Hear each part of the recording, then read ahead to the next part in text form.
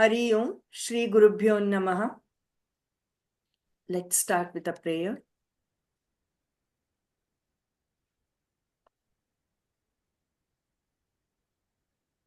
Nalini ji, will you go with the prayer? Yeah, okay, sure. नारायणं सुरगुरुं जगदेकनाथं भक्तप्रियं सकललोकनमस्कृतं च त्रैगुण्यवर्जितमजं विभुमाद्यमीशं वन्दे भवघ्नम् अमरासुरसिद्धवन्द्यम् नारायणं नमस्कृत्य नरं चैव नरोत्तमं देवीं सरस्वतीं व्यासं ततो जयमुदीरयेत्। हरे कृष्ण।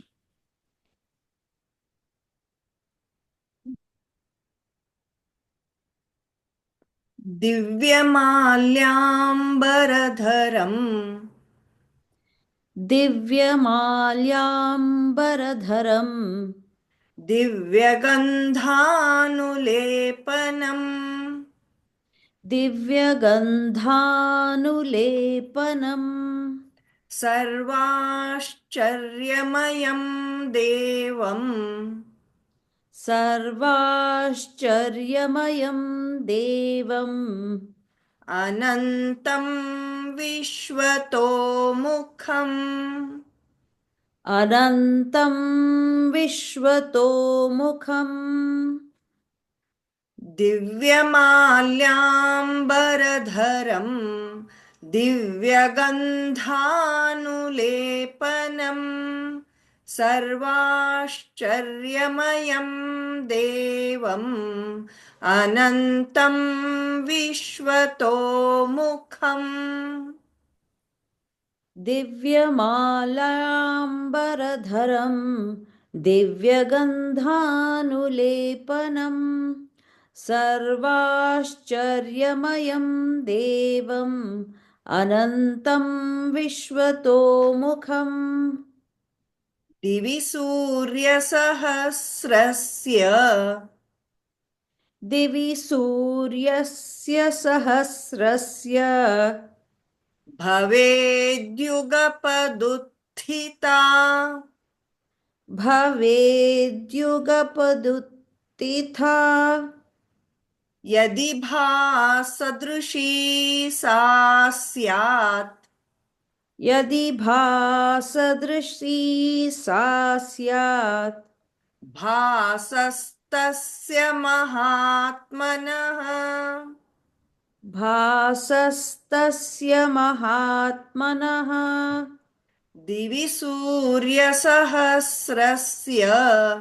भवेद्युगपदुत्थिता यदि भासदृशी सा स्यात् भासस्तस्य महात्मनः दिवि सूर्यः सहस्रस्य भवेद्युगपदुत्थिता यदि भासदृशी सा स्यात् भासस्तस्य महात्मनः तत्रैकस्थं जगत्कृत्स्नम् तत्रैकस्थं जगत्कृत्स्नम् प्रविभक्तमनेकधा प्रविभक्तमनेकधा अपश्यद्देवदेवस्य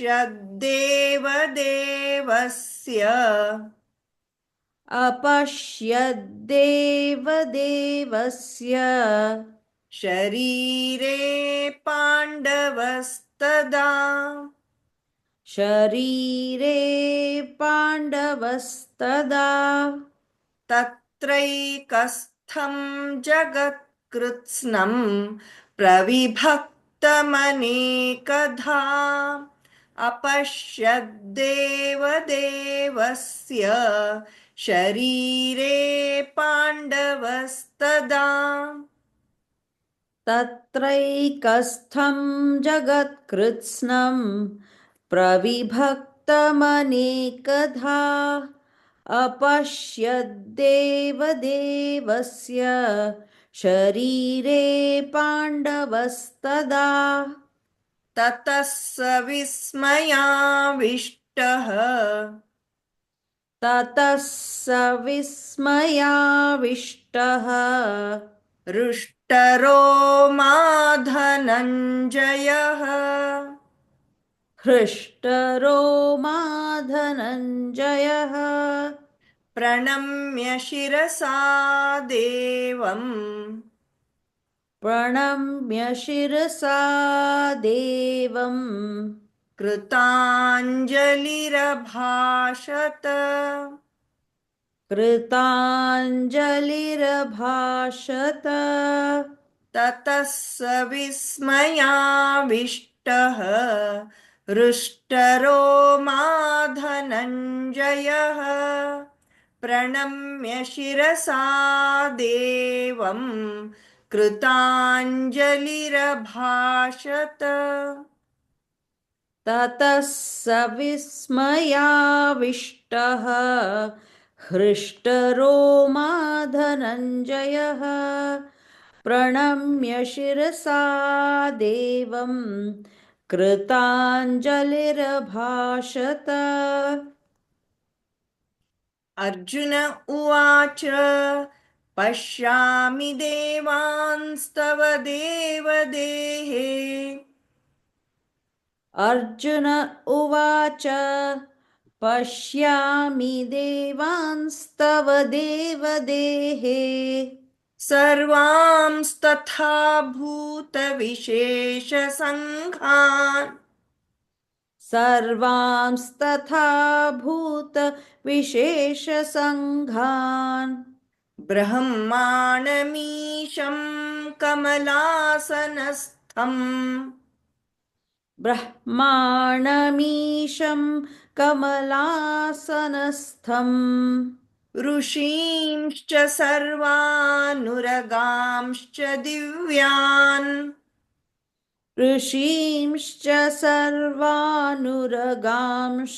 दिव्यान् अर्जुन उवाच पश्यामि देवांस्तव देवदेहे सर्वांस्तथा भूतविशेषसङ्घान् ब्रह्माणमीशं कमलासनस्थम् ऋषींश्च सर्वानुरगांश्च दिव्यान् अर्जुन उवाच पश्यामि देवांस्तव देवदेहे सर्वांस्तथा भूतविशेषसङ्घान् ब्रह्माणमीशं कमलासनस्थं ऋषींश्च सर्वानुरगांश्च दिव्यान् अनेकबाहूदरवक्त्रनेत्रम् अनेकबाहूदरवक्त्रनेत्रम् पश्यामि त्वां सर्वतोऽनन्तरूपम् पश्यामि त्वां सर्वतोऽनन्तरूपम् नान्तं न मध्यं न पुनस्तवादिम् नान्तं न मध्यं न पुनस्तवादिम् पश्यामि विश्वेश्वर विश्वरूप पश्यामि विश्वेश्वर विश्वरूप अनेकबाहूदरवक्त्रनेत्रम् पश्यामि त्वां सर्वतोऽनन्तरूपम् नान्तं न मध्यं न पुनस्तवादिम् पश्यामि विश्वेश्वर विश्वरूप अनेकबाहूदरवक्त्रनेत्रम् पश्यामि त्वां सर्वतोऽनन्तरूपम् नान्तं न मध्यं न पुनस्तवादिम् पश्यामि विश्वेश्वर विश्वरूप किरीटिनं गदिनं चक्रिणं च किरीटिनं गदिनं चक्रिणं च तेजोराशिं सर्वतो दीप्तिमन्तम् तेजोराशिं सर्वतो दीप्तिमन्तम् पश्यामि त्वां दुर्निरीक्षं समन्तात् पश्यामि त्वां दुर्निरीक्ष्यं समन्तात् दीप्तानलार्कद्युतिमप्रमेयम् दीप्तानलार्कद्युतिमप्रमेयम् किरीटिनं गदिनं चक्रिणं च तेजोराशिं सर्वतो दीप्तिमन्तम् पश्यामि त्वां दुर्निरीक्षं समन्तात् दीप्तानलार्कद्युतिमप्रमेयम् किरीटिनं गदिनं चक्रिणं च तेजोराशिं सर्वतो दीप्तिमन्तं पश्यामि त्वां दुर्निरीक्ष्यं समन्तात् दीप्तानलार्कद्युतिमप्रमेयम् त्वमक्षरं परमं वेदितव्यम् त्वमक्षरं परमं वेदितव्यम् त्वमस्य विश्वस्य परं निधानम् त्वमस्य विश्वस्य परं निधानम् त्वमव्ययः शाश्वतधर्मगोप्ता त्वमव्ययः शाश्वतः धर्मगोप्ता सनातनस्त्वं पुरुषो मतो मे सनातनस्त्वं पुरुषो मतो मे त्वमक्षरं परमं वेदितव्यम् त्वमस्य विश्वस्य परं निधानम् त्वमव्ययः शाश्वतधर्मगोप्ता सनातनस्त्वं पुरुषो मतो मे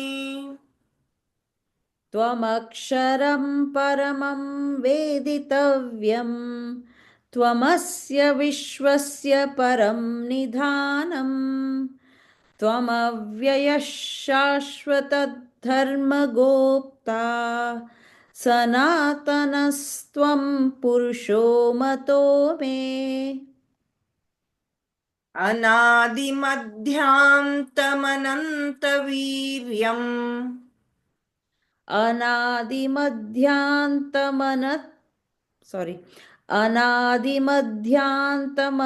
अनादिमध्यान्तमनन्तवीर्यम् अनन्तबाहुं शशिसूर्यनेत्रम् अनन्तबाहुं शशिसूर्यनेत्रम् पश्यामि त्वां दीप्तहुताशवक्त्रम् पश्यामि त्वां दीप्तहुताशवक्त्रम् स्वतेजसा विश्वमिदं तपन्तम् स्वतेजसा विश्वमिदं तपन्तम् अनादिमध्यान्तमनन्तवीर्यम् अनन्तबाहुं शशिसूर्यनेत्रम् पश्यामि त्वां दीप्तहुताशवक्त्रम् स्वतेजसा विश्वमिदं तपन्तम् अनादिमध्यान्तमनन्तवीर्यम् अनन्तबाहुं शशिसूर्यनेत्रम् पश्यामि त्वां दीप्तहुताशवक्त्रम् स्वतेजसा विश्वमिदं तपन्तम् द्यावा पृथिव्योरिदमन्तरं हि ध्यावा पृथिव्योरि sorry ध्यावा पृथिव्योरिदमन्तरं हि व्याप्तं त्वयैकेन दिशश्च सर्वाः व्याप्तं त्वयैकेन दिशश्च सर्वाः दृष्ट्वाद्भुतं रूपमुग्रं तवेदम् दृष्ट्वाद्भुतं रूपमुग्रं तवेदम् लोकत्रयं प्रव्यथितं महात्मन् लोकत्रयं प्रव्यथितं महात्मन् द्यावा पृथिव्योरिदमन्तरं हि व्याप्तं त्वयैकेन दिशश्च सर्वाः दृष्ट्वाद्भुतं रूपमुग्रं तवेदं लोकत्रयं प्रव्यथितं महात्मन्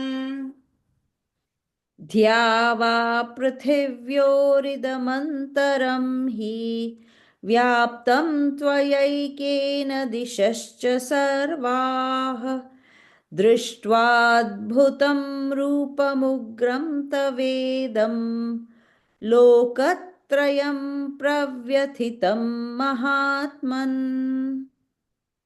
Thank you, Nalini ji. Hari Om thank you Okay. Any doubts in these shlokas?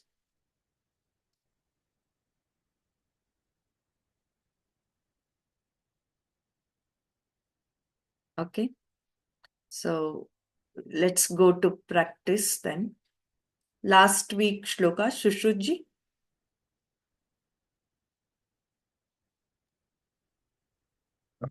Hari Om नारायणं सुरगुरुं जगदेकनाथं भक्तप्रियं सकललोकनमस्कृतं च त्रैगुण्यवर्जितमजं विभुमाद्यमीशं वन्दे भवग्नं अमरासुरसिद्धवन्द्यम् नारायणं नमस्कृत्य नरं चैव नरोत्तमं देवीं सरस्वतीं व्यासं ततो जयमुदीरये। ॐ श्री परमात्मने नमः। अथ एकादशोऽध्यायः विश्वरूपदर्शनयोगः।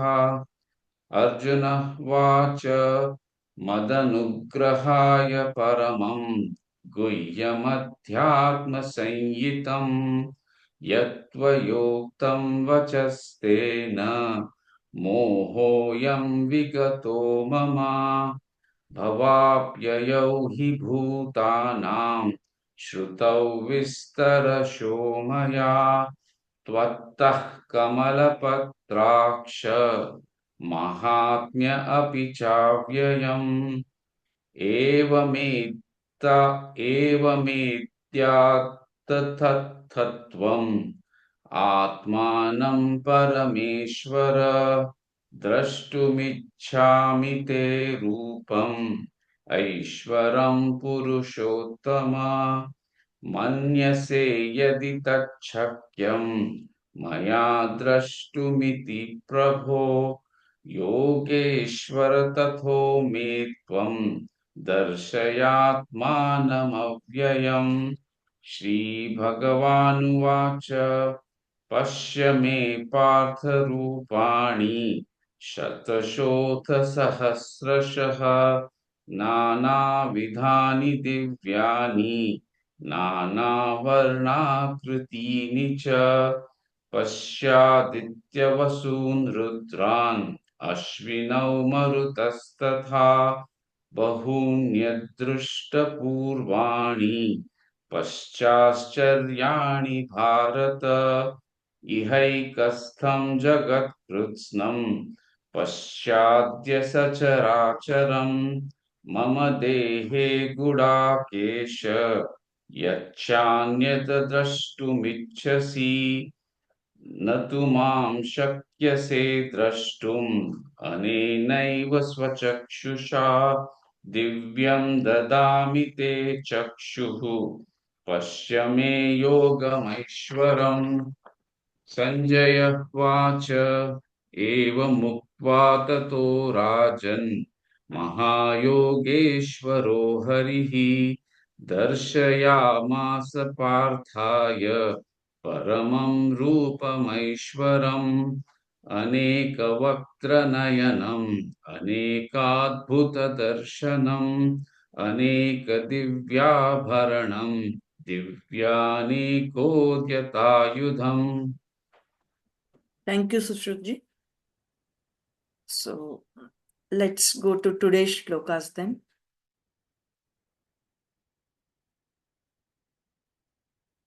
Yeah.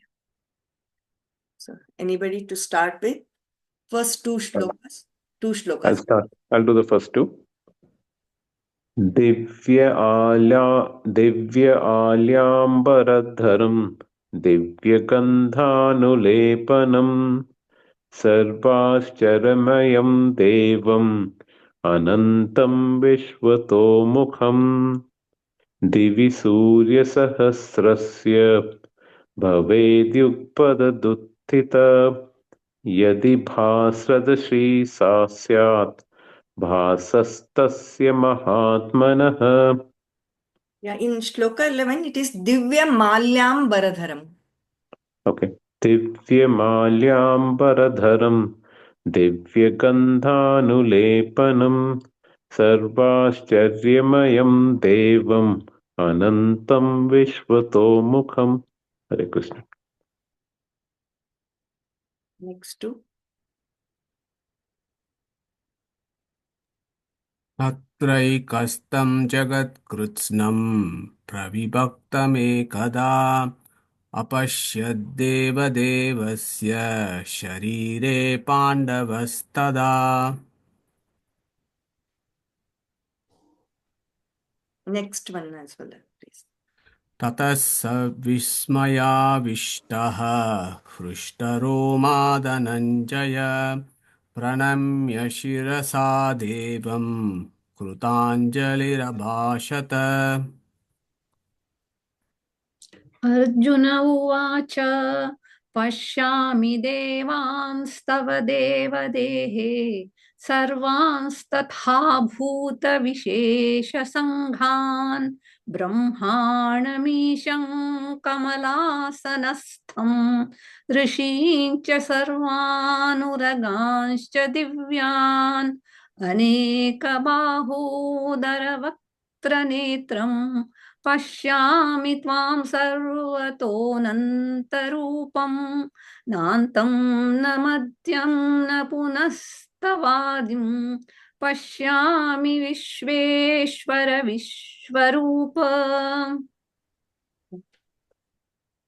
किरीटिनं गदिनं चक्रिणं च तेजोराशिं सर्वतो दीप्तिमन्तम् पश्यामि त्वां दुर्निरीक्ष्यं समन्तात् दीप्तानलार्कद्युतिमप्रमेयम् त्वमक्षरं परमं वेदितव्यं तमस्य विश्वस्य परं निधानम् तमव्ययं शाश्वतधर्मगोप्ता सनातनस्त्वं पुरुषो मतो मे.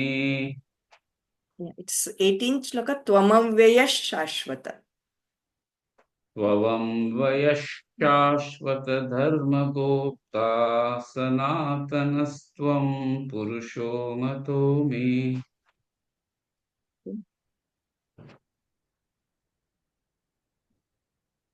Anyone? I'll try that one. Yeah, please.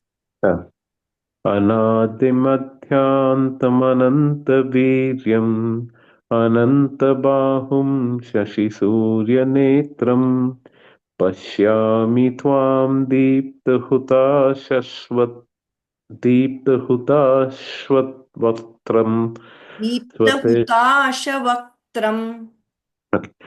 दीप्तहुताशवक्त्रं स्वतेजसा विश्वमिदं तपन्तम्. Do I do the next one also? Please, please. ध्यावा पृथिव्योर इदम् ध्यावा पृथिव्योरिदम् अन्तरं हि व्याप्तं त्वयैकेन दिशश्च सर्वाः दृष्ट्वा अद्भुतं रूपमुग्रं तवेदं लोकत्रयं प्रव्यथितं महात्मन्. Thank you. So, any doubts? Anybody wants to repeat any shlokas? Okay, so then let's close this session and rejoin for the Gita Chintana. Sorry, Upanishad Chintana session. Hare Krishna. Hare Krishna. Shri Krishna Hare Arpanamastu. Krishna Arpanamastu.